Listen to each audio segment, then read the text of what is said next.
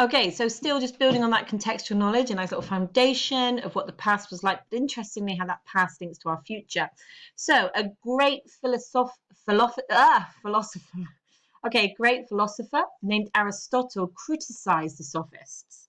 Now, to criticize means he didn't like what they were doing. He was critical. He accused them of manipulating people's emotions to persuade rather than using truth. So in other words, what the sophists was doing is they were saying it doesn't matter really what the truth or the lie is, it's how you say it. If you can present information in a persuasive way, you can get people to do whatever you want. Aristotle said, no, it should be truth that convinces people. And again, we see this argument with modern politicians and modern political ideas that are we voting for the truth or for the man, the person? And there is a difference. So Aristotle was an advocate for truth over manipulation. And he was very passionate about rhetoric. In fact, he was so passionate, he wrote a book on it called The Art of Rhetoric. This book was a guide on persuasion. It taught people how they could manipulate language and words to get what they wanted. In other words, he was taking the job away from the sophists and empowering people to do it for themselves. In fact, the art of the rhetoric was so powerful that it influenced the way people persuade other people for the next 2,000 years. So Aristotle is the king of rhetoric. Say Aristotle is the king of rhetoric. So in a minute, I'm going to ask you to pause. You can check back through the slides. You can rewind a little bit, but I want you to answer these 4 retrieval questions in your books. Okay, number 1, in which city was rhetoric founded? Okay, a lovely Greek destination for a holiday. Number 2, why did people in the city start to study rhetoric? 3, what did the sophists believe they could do? 4, why was Aristotle critical of the sophists? Okay, everybody, so just press pause there. Have a look back over the notes if you need to. But we're just checking your understanding. We're retrieval rather than note taking, but we're going to answer these questions. Off you go. Okay, so quick recap. In which city was rhetoric founded? Yes, Athens. Why did people in the city start to study rhetoric? Because in Athens, men, could be voted, elected into positions of power. It was the way that they gained influence and achieved within their democracy those positions of power. So any answers around that we'll accept. So the sophists believed that they could train people to use rhetoric, and that the quality of the rhetoric that they could teach them would mean that they could convince anybody to do anything they wanted, even if they were lying. Okay, so you didn't even need to know what you were talking about. It was how you presented yourself that would make all the difference. The sophists believed they could teach anybody to use rhetoric at a really high level. But this meant that Aristotle became critical of the sophists because he saw it as manipulative. It was manipulating people's emotions, and it was valuing that manipulation over truth. Okay, guys, so if you've got those answers right, give yourself a tick. Any mistakes, please correct them. Okay, and now we're going to just look at beyond the origins of rhetoric to what we call the 3 appeals of rhetoric. Okay, so now we know where rhetoric began. Athens, ancient Greece. Okay, we knew its origins were tied around the concept of a democracy and being able to persuade and manipulate people into voting for you. But actually, what are the appeals then? Now, we're going to see that there are 3, and we're going to focus on the appeal of ethos before we end today.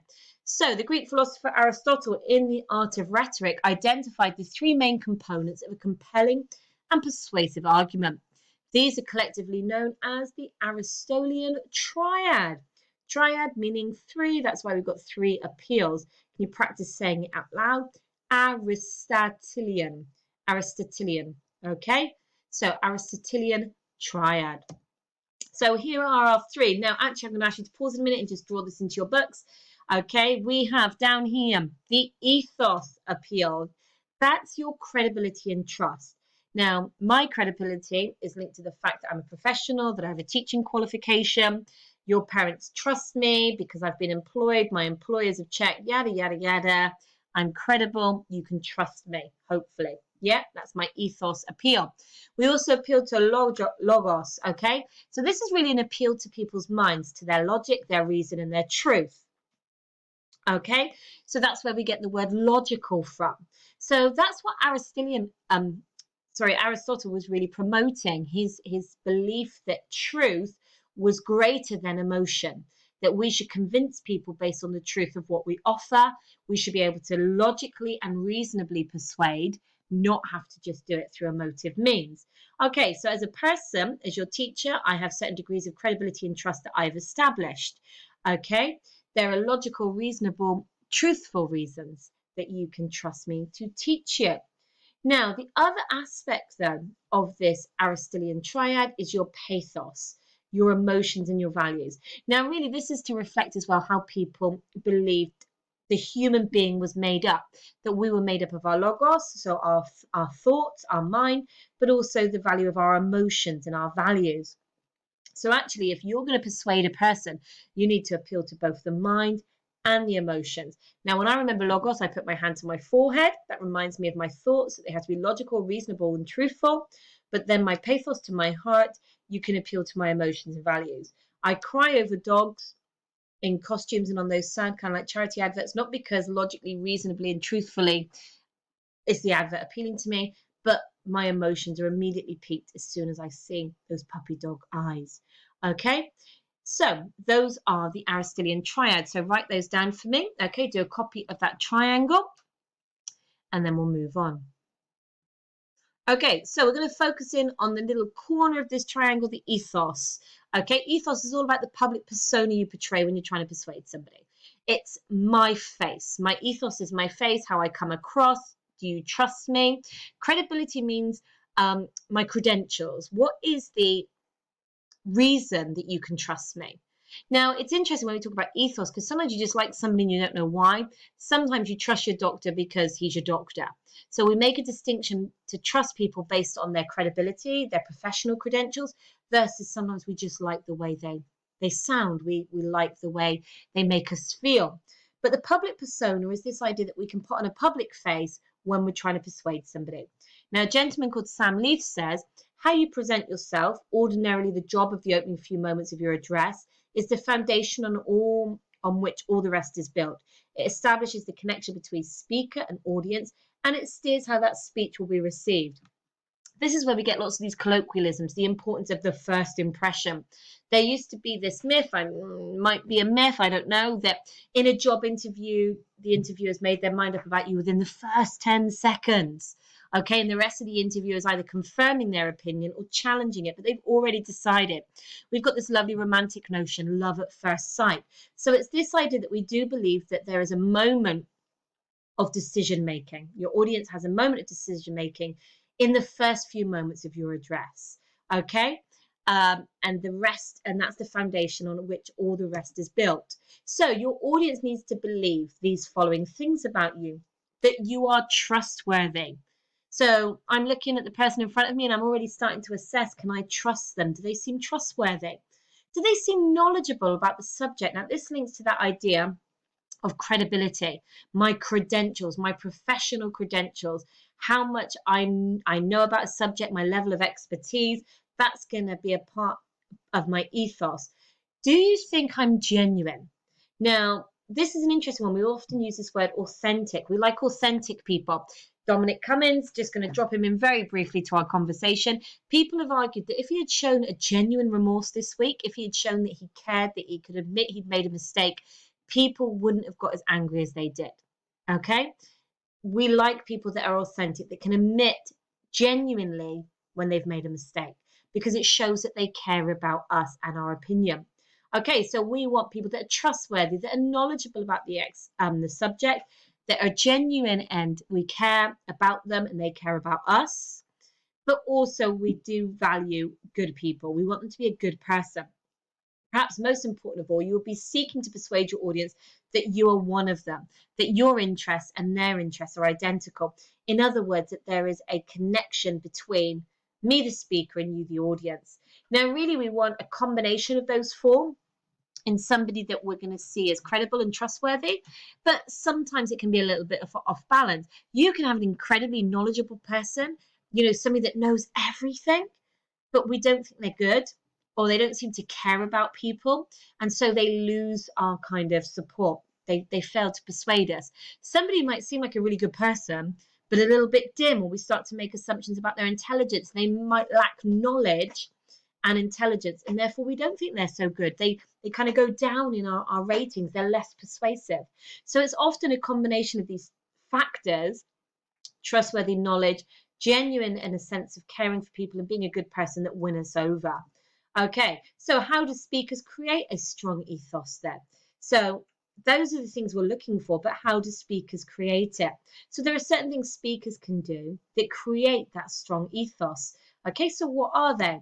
Okay, one way we create a strong ethos, appeal with an audience, is through the use of personal pronouns. Okay, so I want you to write these down. So how do we create a strong ethos? Number one, personal pronouns. So that's I, and then second person personal pronouns you. They can be plural: we, us, are. Now this might seem like a really small thing. We use these words every day, but in the right combination with other information, they can be really powerful in creating that relationship. We're in this together. It's up to us to make a difference. This is our future at stake. As soon as we start using these words, we're creating that sense of a genuine, authentic person. We care for our readership. We're creating a connection. Okay? I understand the demands of. So I can sometimes be about you presenting yourself, okay, your knowledge on something that you understand or care. So just pause it, okay, and make sure that you write down that one of the ways we create ethos is through personal pronouns. Okay, so using the second person singular pronoun, that's a bit of a mouthful, but that little word you can also be a great way of grabbing the audience's attention and showing them you care about them. It shows the audience that you're acknowledging them, which is respectful. So, for example, I want to thank you all for your time today. Guys, I really appreciate you and all your efforts. Suddenly it makes you feel like you're a part of the conversation, you're a part of the process, and that empowers people and makes them feel good about themselves. Sometimes it backfires, and people can use what we call polarizing language, where we end up alienating our audience. We talk so much I, me, that our audience ends up feeling alienated. We come across a little egotistical, a little full of ourselves. So we can already imagine people that we know that maybe do this, the people that we really like. So what do you think? Should we do that? Are you up for that? Versus the person that's all I's, me's. And perhaps more effective, though, is the use of the personal pronouns such as we, us, and our. Using these words tells your audience, we are a team, I'm one of you. For example, our community needs this new shopping centre. We need it because it will bring us closer together. Now, sorry, I was just making sure, because we're at the end for today. So what I want you to do in a minute is just press pause. Go back then. We want to make sure that what have we got written down? That we've written down the list of personal pronouns that are the first building block of creating the ethos. We want to make sure that we've written down the ethos means that our audience needs to believe that we are trustworthy. Okay? Can I trust you? That's such an important question. We ask that all the time in our relationships, and we should be asking it of the people that are trying to persuade us and influence us in some way. Can we trust them? Now, trust is a really interesting idea. It's built on a combination of knowledge about the subject, so make sure you wrote that one down, but also that the person speaking is genuine. They're authentic. They care about us, we care about them. So again, that's where those pronouns start to come into play. If we've got a speaker that's talking about us and we, it does create and foster a sense of being cared for and considered, a sense of genuine engagement, and a good person. We want to believe and invest in good people. Okay, darling, so that's it for today. So make sure you've written down those aspects of ethos, that you've written down that it's linked to personal pronouns, and tomorrow we will build on this understanding of these appeals. Thank you very much. I really appreciate you guys. Bye.